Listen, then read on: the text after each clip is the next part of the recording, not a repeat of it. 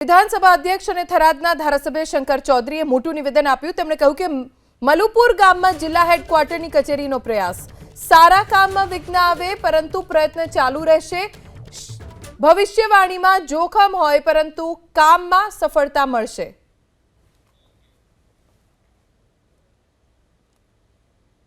કચેરી પણ કરવાની થશે તો આજે જાહેરમાં અહીંયા આવ્યો છું મલુપર। તો બધાને કહું કે જિલ્લાનું હેડક્વાર્ટર પણ મલુપરની અંદર જ કરવાનો વિચાર મારા મનમાં આજે વિધિવત તમને બધાને કહું છું કે મારો પ્રયત્ન એ જ રહેશે કે મલુપરની અંદર જ જિલ્લા સેન્ટર આપણું બને।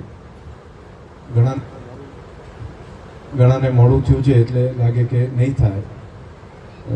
સારા કામનો 100 વિઘન આવે તો વિઘન તો આવતા રહે, પરંતુ મને તમારા પુણ્ય ઉપર ભરોસો છે કે તમારું પુણ્ય એટલું પ્રબળ છે કે એ કામ થઈને રહેશે। અને નજર સામે જોઉં છું કે મલુપુર ગામ એ જિલ્લાનું હેડક્વાર્ટર અહીંયા આગળ એ બનશે અને આખો જિલ્લો અહીંયા આવશે।